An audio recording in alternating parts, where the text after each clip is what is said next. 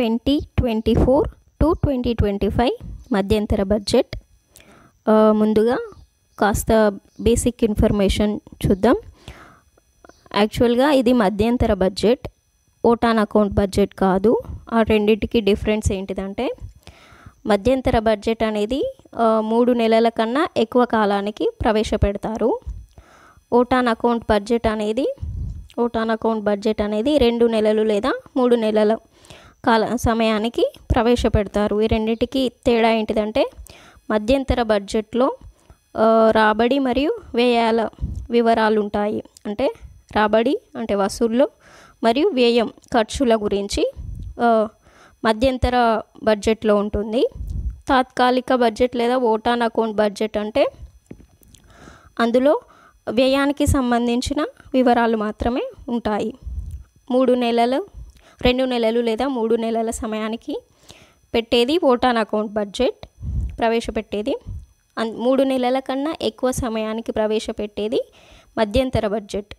ఇప్పుడు ఫెబ్ 1, 2024న కేంద్ర ఆర్థిక శాఖ మంత్రి నిర్మలా సీతారామన్ ప్రవేశపెట్టిన బడ్జెట్ వచ్చేసి మధ్యంతర బడ్జెట్. కొంచెం కన్ఫ్యూజ్ అవ్వకూడదని చెప్తున్నా, క్లారిటీ కోసం గుర్తుపెట్టుకోండి. ఇప్పుడు ప్రవేశపెట్టిన బడ్జెట్ వచ్చేసి మధ్యంతర బడ్జెట్. రెండింటికి తేడా తెలిసింది కదా. మధ్యంతర బడ్జెట్లో రాబడి వ్యయాలకు సంబంధించిన వివరాలు ఉంటాయి, కానీ ఓటాన్ అకౌంట్ బడ్జెట్లో కేవలం వ్యయానికి సంబంధించిన వివరాలు మాత్రమే ఉంటాయి. ఓటాన్ అకౌంట్ బడ్జెట్ 2 నెలలు లేదా 3 నెలలకు సంబంధించింది మాత్రమే. మధ్యంతర బడ్జెట్ 3 నెలల కన్నా ఎక్కువ. సాధారణ బడ్జెట్ అనేది ఆర్థిక సంవత్సరాన్ని ఉంటుంది కదా, ఏప్రిల్ 1 టు మార్చి 31ది సాధారణ బడ్జెట్గా చెప్పుకుంటాం మనం. ఆర్థిక సంవత్సరం ఏప్రిల్ 1 టు మార్చి 31. ఇవన్నీ అంశాలు గుర్తుపెట్టుకోండి. First question. ఇంకా బేసిక్ క్వశ్చన్స్ చెప్పుకుంటే, బడ్జెట్ అనేది వ్యయాలు మరియు ఆదాయాలకి సంబంధించిన పట్టికనే బడ్జెట్ అంటారు. అది బొగోటే లేదా బొగెట్టి అనే ఫ్రెంచ్ పదం నుంచి వచ్చింది. దానికి అర్థం తోలు సంచి. ఇవన్నీ అందరికీ తెలిసే ఉంటుంది, జస్ట్ బేసిక్ ఇన్ఫర్మేషన్ ఇవ్వాలనుకుని చెప్తున్నా. First question. రాజ్యాంగంలో బడ్జెట్కు సంబంధించి ఏ ఆర్టికల్ పేర్కొంటుంది? Answer article 112. ఆర్టికల్ 112లో మనకి బడ్జెట్ గురించి, ఆర్టికల్ 112 బడ్జెట్ గురించి పేర్కొంటుంది. Second question. బడ్జెట్ అనే పదంకు బదులు రాజ్యాంగంలో ఏ పదంను ఉపయోగించారు? Answer annual financial statement. Article 112 ప్రకారం మనకి రాజ్యాంగంలో బడ్జెట్ అనే పదం ఉండదు, యాన్యువల్ ఫైనాన్షియల్ స్టేట్మెంట్ అనే పదం ఉంటుంది. బడ్జెట్ గురించి తెలుపుతుంది. యాన్యువల్ ఫైనాన్షియల్ స్టేట్మెంట్ అనే పదం ఉంటుంది రాజ్యాంగంలో. బడ్జెట్ అనే పదము ఎక్కడ వాడబడలేదు. Third question. 2024 బడ్జెట్ నినాదం. 2024 అంటే 2024 టు 25. ఇప్పుడు మధ్యంతర బడ్జెట్ ఉంది కదా, దాని నినాదం వచ్చేసి జై జవాన్, జై కిసాన్, జై విజ్ఞాన్, జై అనుసంధాన్. Fourth question. ఏ సంవత్సరం కల్లా భారతదేశం అభివృద్ధి చెందిన దేశంగా మార్చాలని లక్ష్యంగా పెట్టుకున్నారు? ఆన్సర్ 2047. 2047 సంవత్సరానికి వికసిత్ భారత్గా, ఈ వర్డ్ గుర్తుపెట్టుకోండి, వికసిత్ భారత్గా మార్చాలని, అనగా అభివృద్ధి చెందిన దేశంగా ఇండియా ఉండాలని లక్ష్యంగా పెట్టుకున్నారు. వికసిత్ భారత్. Next question. 2024 బడ్జెట్లో వచ్చే 5 సంవత్సరాలకు గాను భారతదేశాన్ని అభివృద్ధి పరచడానికి ప్రముఖంగా ఏ 4 అంశాలను ప్రస్తావించారు? ఇప్పుడు ప్రవేశపెట్టిన బడ్జెట్లో ప్రముఖంగా తీసుకున్న 4 అంశాలు వచ్చేసి గరీబ్, యువ, అన్నదాత, నారీశక్తి. జ్ఞాన్ అనే వర్డ్ని ప్రస్తావించారు. గరీబ్ అంటే పేదరికం, యువ అంటే యువశక్తి, అన్నదాత అంటే రైతులు, నారీశక్తి అంటే మహిళలకు ప్రోత్సాహం ఇవ్వడం, అంటే పేదరికాన్ని కొంతవరకు తగ్గించడం, యువశక్తిని ప్రోత్సహించడం, రైతులకు అన్ని పథకాలు కానీ ఇతర రకాలుగా కానీ బీమా సదుపాయం కానీ ఇలాంటివి కల్పించడం, నారీశక్తి అంటే మహిళా సాధికారితను పెంచడం కోసం ఎక్కువగా ప్రాధాన్యత ఇవ్వడం జరిగింది. ఈ వర్డ్ గుర్తుపెట్టుకోండి, గ్యాన్, GYAN. నెక్స్ట్ క్వశ్చన్, 2024 బడ్జెట్లో వచ్చే 5 ఏళ్లలో ప్రధానమంత్రి ఆవాస్ యోజన కింద ఎన్ని కోట్ల ఇల్లు నిర్మాణం చేయాలని పేర్కొన్నారు? కొత్తగా 2 కోట్ల ఇల్లు నిర్మించాలని వచ్చే 5 ఏళ్లలో ఈ బడ్జెట్లో పేర్కొన్నారు. Next question, roof top solar policy కింద ఎన్ని ఇళ్లకు 300 యూనిట్లు ఉచిత విద్యుత్ అందించనున్నారు? ఆన్సర్, 1 కోటి ఇళ్లకు ఉచితంగా 300 యూనిట్ల వరకు ఉచిత విద్యుత్ అందించనున్నారు. నెక్స్ట్ క్వశ్చన్, కేంద్ర ఆర్థిక మంత్రి నిర్మలా సీతారామన్ ఎన్నిసార్లు బడ్జెట్ను ప్రవేశపెట్టారు? ఆన్సర్, 6 సార్లు. ఇంకా బేసిక్ క్వశ్చన్స్ వచ్చేసి, ఫస్ట్ ప్రధానమంత్రి హోదాలో ఉండి మొదటిసారిగా బడ్జెట్ను ప్రవేశపెట్టిన మొట్టమొదటి మహిళ వచ్చేసి ఇందిరాగాంధీ. ప్రధానమంత్రి హోదాలో కాకపోయినా ఇలా కూడా అడగొచ్చు, మొట్టమొదటిగా బడ్జెట్ను ప్రవేశపెట్టిన తొలి మహిళ అని అడగొచ్చు క్వశ్చన్. అలా అన్నా కూడా ఇందిరాగాంధీ వస్తుంది. అండ్ మొట్టమొదటిగా ఆర్థిక మంత్రి హోదాలో ఉండి ప్రవేశపెట్టింది నిర్మలా సీతారామన్. ఇది కూడా గుర్తుపెట్టుకోండి. మొత్తం 6 సార్లు నిర్మలా సీతారామన్ ప్రవేశపెట్టారు. ఇప్పటి వరకు ఎక్కువ సార్లు బడ్జెట్ని ప్రవేశపెట్టింది మొరార్జీ దేశాయి, 10 సార్లు ప్రవేశపెట్టారు. తర్వాత చిదంబరం, సెకండ్ ప్లేస్ వచ్చేసి చిదంబరం, 9 సార్లు ప్రవేశపెట్టారు. మొరార్జీ దేశాయి వచ్చేసి 10 సార్లు, చిదంబరం వచ్చేసి 9 సార్లు ప్రవేశపెట్టారు. నిర్మలా సీతారామన్ వచ్చేసి 6 సార్లు ప్రవేశపెట్టిన ఆర్థిక మంత్రి. నెక్స్ట్ క్వశ్చన్, 1 కోటి ఇళ్లకు ఏ పథకంలో భాగంగా సోలార్ విద్యుత్ ప్యానెల్ను కేంద్ర ప్రభుత్వం అమర్చబోతుంది? ఆన్సర్, ప్రధానమంత్రి సూర్యోదయ యోజన. ఈ పథకం ద్వారా 1 కోటి ఇళ్లకు సోలార్ విద్యుత్ ప్యానెల్ను కేంద్ర ప్రభుత్వం అమర్చబోతుంది. నెక్స్ట్ క్వశ్చన్, 2024-25 బడ్జెట్లో ఏ శాఖకు అత్యధిక కేటాయింపులు జరిగాయి? ఆన్సర్ వచ్చేసి రక్షణ మంత్రిత్వ శాఖ. రక్షణ మంత్రిత్వ శాఖకు 6.21 లక్షల కోట్లు కేటాయించారు. అత్యధికంగా రక్షణ మంత్రిత్వ శాఖకు కేటాయించారు 6.21 lakh crores. 6.21 లక్షల కోట్లు రక్షణ మంత్రిత్వ శాఖకు కేటాయించారు. నెక్స్ట్ క్వశ్చన్, 2024-25 బడ్జెట్లో ఏ శాఖకు తక్కువ కేటాయింపులు జరిగాయి? ఆన్సర్ వచ్చేసి వ్యవసాయం, రైతు సంక్షేమం శాఖ. ఈ శాఖకు వచ్చేసి 1,27,440 కోట్లు కేటాయించారు. 1,27,470 కోట్లు. శాఖల వారీగా తక్కువ కేటాయింపులు జరిగిన శాఖ వచ్చేసి వ్యవసాయం మరియు రైతు సంక్షేమ శాఖకు తక్కువ కేటాయించారు శాఖలు చూసుకుంటే. నెక్స్ట్ క్వశ్చన్, 2024-25 బడ్జెట్లో రైల్వే మంత్రిత్వ శాఖకు ఎంత కేటాయించారు? Answer, 2.55 lakh crores. Next question, 2024-25 బడ్జెట్లో గ్రామీణ అభివృద్ధి శాఖకు ఎంత కేటాయించారు? Answer, 1.77 lakh crores. Next question, 2024-25 బడ్జెట్లో హోం వ్యవహారాల మంత్రిత్వ శాఖకు ఎంత కేటాయించారు? Answer, 2.03 lakh crores. Next question, 2024-25 బడ్జెట్లో మహాత్మా గాంధీ గ్రామీణ ఉపాధి హామీ పథకంకు ఎంత కేటాయించారు? ఆన్సర్, 86,000 కోట్లు. ఈ మహాత్మా గాంధీ గ్రామీణ ఉపాధి హామీ పథకంకు గత బడ్జెట్లో 60,000 కోట్లు కేటాయించారు. 2023-24 బడ్జెట్లో 60,000 కోట్లు కేటాయించారు. ఈ బడ్జెట్లో 86,000 కోట్లు కేటాయించారు. నెక్స్ట్ క్వశ్చన్, 2024-25 బడ్జెట్లో గ్రీన్ హైడ్రోజన్ మిషన్కి ఎన్ని కోట్లు కేటాయించారు? ఆన్సర్, 600 కోట్లు. నెక్స్ట్ క్వశ్చన్, 2024-25 బడ్జెట్లో ఆయుష్మాన్ భారత్కు ఎన్ని కోట్లు కేటాయించారు? ఆన్సర్, 7,500 కోట్లు. 18th క్వశ్చన్, 2024-25 మొత్తం బడ్జెట్ అంచనా వ్యయం. ఆన్సర్, 47,65,768 కోట్లు. 47,65,768 కోట్లు. మొత్తం బడ్జెట్ అమౌంట్ వచ్చేసి 47,65,768 కోట్లు. నెక్స్ట్ క్వశ్చన్, ఆర్థిక మంత్రిగా బాధ్యతలు నిర్వర్తిస్తూ బడ్జెట్ను పెట్టని వ్యక్తులు. HN Bahuguna, KC Niyogi.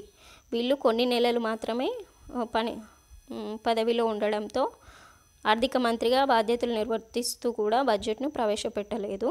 కొన్ని నెలల కాల వ్యవధిలో బాధ్యతలు చేసినందున వీరిద్దరూ బడ్జెట్ను ప్రవేశపెట్టలేదు. నెక్స్ట్ క్వశ్చన్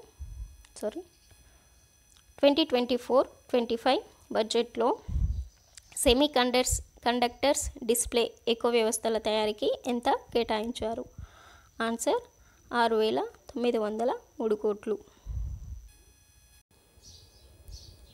2024-25 బడ్జెట్లో పారిశ్రామిక ప్రోత్సాహకాలకు ఎంత కేటాయించారు? ఆన్సర్ 6,200 కోట్లు. నెక్స్ట్ క్వశ్చన్, 2024-25 బడ్జెట్ అంటే మధ్యంతర బడ్జెట్, గుర్తుపెట్టుకోండి. బడ్జెట్లో వినియోగదారుల వ్యవహారాల మంత్రిత్వ శాఖ ఆహారం మరియు ప్రజా పంపిణీ వ్యవస్థకు ఎంత కేటాయించారు? ఆన్సర్ 2.13 లక్షల కోట్లు. నెక్స్ట్ క్వశ్చన్, 2024-25 బడ్జెట్లో రసాయనాలు మరియు ఎరువుల మంత్రిత్వ శాఖకు ఎంత కేటాయించారు? ఆన్సర్ 1.68 లక్షల కోట్లు. నెక్స్ట్ క్వశ్చన్, 2024-25 బడ్జెట్లో టెలికమ్యూనికేషన్లు మంత్రిత్వ శాఖకు ఎంత కేటాయించారు? ఆన్సర్ 1.37 లక్షల కోట్లు. నెక్స్ట్ క్వశ్చన్, 2024-25 బడ్జెట్లో రోడ్డు రవాణా మరియు రహదారుల మంత్రిత్వ శాఖకు ఎంత కేటాయించారు? ఆన్సర్ 2.78 లక్షల కోట్లు.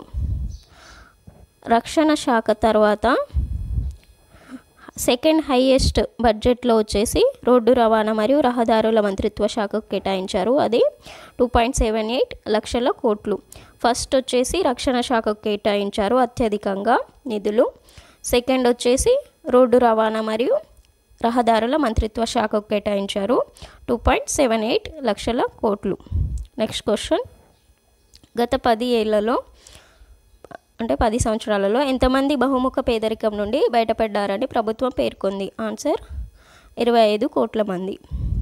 నెక్స్ట్ క్వశ్చన్, ప్రధానమంత్రి కిసాన్ సమ్మాన్ యోజన ద్వారా ఎంతమంది రైతులు లబ్ధి పొందుతున్నారని ప్రభుత్వం పేర్కొంది? ఆన్సర్ 11.8 కోట్ల రైతుల మంది ప్రధానమంత్రి కిసాన్ సమ్మాన్ యోజన ద్వారా లబ్ధి పొందుతున్నారంట. నెక్స్ట్ క్వశ్చన్, ఆయుష్మాన్ భారత్ను కొత్తగా ఎవరికి వర్తింపచేయనున్నారు? ఇప్పటి వరకు లబ్ధి పొందుతున్న వారితో కొత్తగా ఆశా అంగన్వాడీ కార్యకర్తలకు కూడా అమలు చేయబోతున్నారు. నెక్స్ట్ క్వశ్చన్, ఏ ప్రాంతాన్ని పర్యాటకంగా అభివృద్ధి చేయాలని పేర్కొన్నారు? ఆన్సర్ లక్షద్వీపులు. లక్షద్వీపులలో నరేంద్ర మోదీ పర్యటించినప్పుడు మాల్దీవ్స్ వారు విమర్శించడం జరిగింది కదా. ఆ సందర్భంగా లక్షద్వీపులను పర్యాటకంగా బాగా అభివృద్ధి చేయాలని నరేంద్ర మోదీ పేర్కొనడం జరిగింది. ఈ అంశాలను కూడా గుర్తుపెట్టుకోండి, అది కరెంట్ టాపిక్.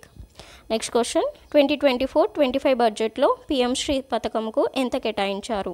ఆన్సర్ 6,050 కోట్లు. పిఎం శ్రీ అంటే ప్రధానమంత్రి స్కూల్స్ ఫర్ రైజింగ్ ఇండియా. ఈ పథకం ద్వారా 14,500 స్కూల్స్ను దేశవ్యాప్తంగా అభివృద్ధి చేయాలని పేర్కొన్నారు. నెక్స్ట్ క్వశ్చన్, పిఎంయువై ప్రధానమంత్రి ఉజ్వల యోజన పథకం ద్వారా ఇప్పటి వరకు ఎంతమందికి గ్యాస్ సదుపాయం ఇవ్వడం జరిగింది? ఆన్సర్ 10 కోట్ల మందికి పైగా ఈ పథకం కింద గ్యాస్ సదుపాయం కల్పించారంట. నెక్స్ట్ క్వశ్చన్, 2024-25 బడ్జెట్లో చేపల ఉత్పత్తికి ఎంత కేటాయించారు? అంటే బ్లూ రివల్యూషన్, చేపల ఉత్పత్తిని బ్లూ రివల్యూషన్ అంటారు. ఆన్సర్ వచ్చేసి 2,352 crores. నెక్స్ట్ క్వశ్చన్, 2024-25 బడ్జెట్లో పిఎంఎఫ్ఎంఈ పథకంకు ఎంత కేటాయించారు? పిఎంఎఫ్ఎంఈ అంటే ప్రధానమంత్రి formalisation of micro food processing enterprises. అంటే చిన్న పరిశ్రమలు, ఫుడ్ ప్రాసెసింగ్ యూనిట్లు పెట్టేందుకు రుణ సదుపాయం కల్పిస్తుంది కేంద్ర ప్రభుత్వం. ఈ పథకంకు ఈ బడ్జెట్లో 880 కోట్లు కేటాయించారు. నెక్స్ట్ క్వశ్చన్, భారతదేశంలో తొలి డిజిటల్ బడ్జెట్ను ప్రవేశపెట్టిన వారు? ఆన్సర్ నిర్మలా సీతారామన్.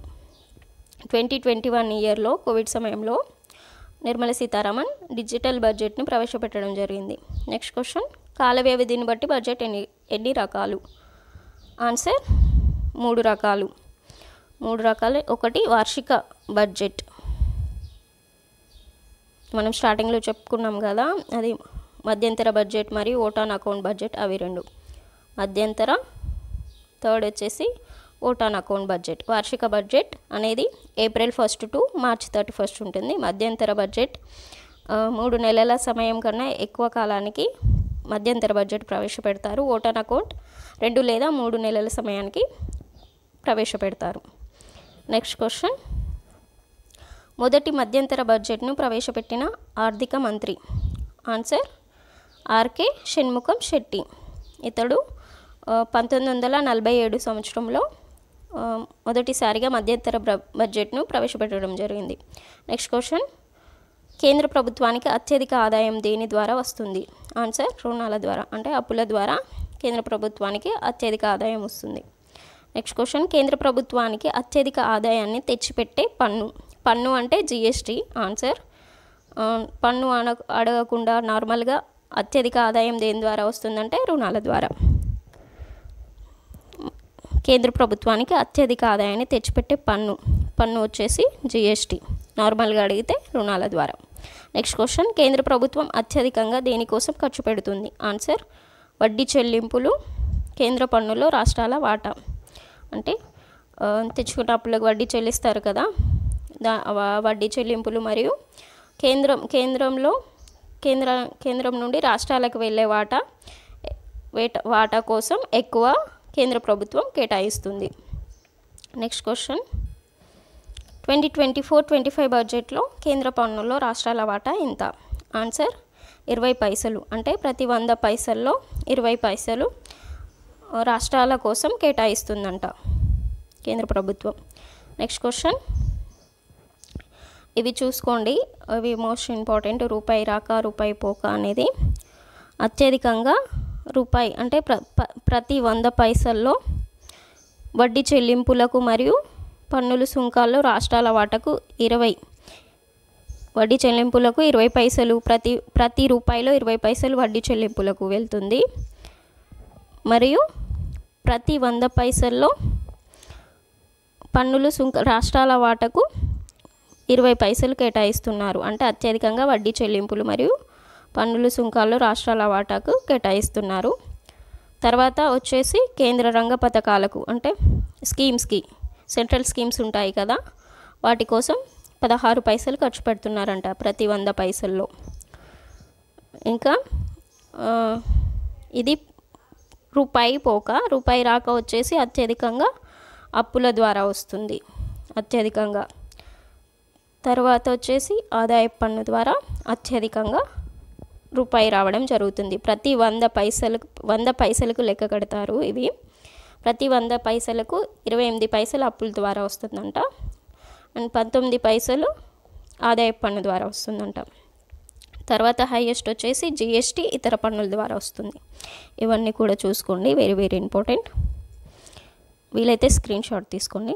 నెక్స్ట్, ఇందులో లాస్ట్ ఇయర్ మరియు ఈ ఇయర్కి సంబంధించినవి టోటల్ ఉన్నాయి, అంటే వివిధ శాఖలకు కేటాయింపులు. ఇది కూడా స్క్రీన్ షాట్ తీసుకోండి. వివిధ రంగాలకు, క్రీడా శాఖకు, విదేశాంగ శాఖకు, పర్యావరణ శాఖకు ఎన్ని కోట్లు కేటాయించారు అవన్నీ డీటెయిల్స్ ఉన్నాయి. ఇవి చూసుకోండి ఒకసారి. నెక్స్ట్, రెవెన్యూ వసూళ్ళు అంటే మొత్తం రెవెన్యూ రాబడి. మూలధన వసూళ్ళు అంటే మూలధన రాబడి అని అర్థం. మొత్తం వ్యయం అంటే ఇందులో మూలధన వ్యయం, రెవెన్యూ వ్యయం అన్నీ వస్తాయి ఇందులో. సాధారణ ఖర్చులు, క్యాపిటల్ ఎక్స్పెండిచర్. ఆర్థిక లోటు వచ్చేసి 3.9 lakh crores. నెక్స్ట్, 2024-25 బడ్జెట్లో కోశలోటు ఎంత? ఆన్సర్ 16,85,100 494 కోట్లు. ఇది జీడిపిలో 5.1%. నెక్స్ట్ క్వశ్చన్, 2024-25 బడ్జెట్లో రెవెన్యూ లోటు ఎంత? ఆన్సర్ 6,53,383 కోట్లు. ఇది జీడిపిలో 2%. నెక్స్ట్ క్వశ్చన్, 2024-25 బడ్జెట్లో ప్రాథమిక లోటు ఎంత? ఆన్సర్ 4,95,054 కోట్లు. ఇది జీడిపిలో 1.5%. కోశ లోటు అంటే ప్రభుత్వాలు చేసే రుణం గురించి తెలుపుతుంది. ఇది ప్రభుత్వాలు చేసే రుణం గురించి తెలుపుతుంది. రెవెన్యూ లోటు అనేది ఎలా వస్తుందంటే రెవెన్యూ రాబడి కంటే రెవెన్యూ వ్యయం ఎక్కువగా ఉన్నప్పుడు రెవెన్యూ లోటు అనేది వస్తుంది. అది 2% ఉందంట జీడిపిలో. ప్రాథమిక లోటు అనేది కోశ లోటు ఉంది కదా, కోశ లోటు నుంచి వడ్డీ చెల్లింపులను తీసేస్తే కోశ లోటు అనేది వస్తుంది. ప్రాథమిక లోటు అనేది వస్తుంది. కోశ లోటు నుంచి వడ్డీ చెల్లింపులు అంటే తీసుకున్న అప్పులకి చెల్లిస్తారు కదా వడ్డీ, ఆ వడ్డీ చెల్లింపులు చెల్లించగా వచ్చేదాన్ని ప్రాథమిక లోటు అంటారు. ఇవన్నీ గుర్తుపెట్టుకోండి, బేసిక్ ఇది. ఇవన్నీ చదివితేనే ఇప్పుడు ఈ కోశ లోటు, రెవెన్యూ లోటు, ప్రాథమిక లోటు అనే వర్డ్స్ అర్థమైతే ఫస్ట్ బేసిక్ చూడండి బడ్జెట్ గురించి, తర్వాత ఇటువంటి క్వశ్చన్స్ చూస్తే మీకు అర్థమవుతుంది. నెక్స్ట్ క్వశ్చన్, 2024-25 బడ్జెట్లో ఫేమ్ పథకానికి ఎంత కేటాయించారు? ఆన్సర్ 2,671 కోట్లు. నెక్స్ట్ క్వశ్చన్, 2024-25 బడ్జెట్లో జల్ జీవన్ మిషన్కు ఎంత కేటాయించారు? ఆన్సర్ 70,163 కోట్లు. నెక్స్ట్ క్వశ్చన్, 2024-25 బడ్జెట్లో గరీబ్ కళ్యాణ్ అన్న యోజన పథకంకు ఎంత కేటాయించారు? ఆన్సర్ 2,05,250 కోట్లు. నెక్స్ట్ క్వశ్చన్, 2024-25 బడ్జెట్లో స్వచ్ఛ భారత్కు ఎంత కేటాయించారు? ఆన్సర్ 12,192 కోట్లు. నెక్స్ట్ క్వశ్చన్, 2024-25 బడ్జెట్లో గ్రామ సడక్ యోజనకు ఎంత కేటాయించారు? ఆన్సర్ 19,000 కోట్లు. నెక్స్ట్ క్వశ్చన్, 2024-25 బడ్జెట్లో పంటల బీమా పథకంకు ఎంత కేటాయించారు? ఆన్సర్ 14,600 కోట్లు. నెక్స్ట్ క్వశ్చన్, 2024-25 బడ్జెట్లో ప్రధానమంత్రి పోషణ శక్తికి ఎంత కేటాయించారు? ఆన్సర్ 12,467 కోట్లు. Thanks for watching.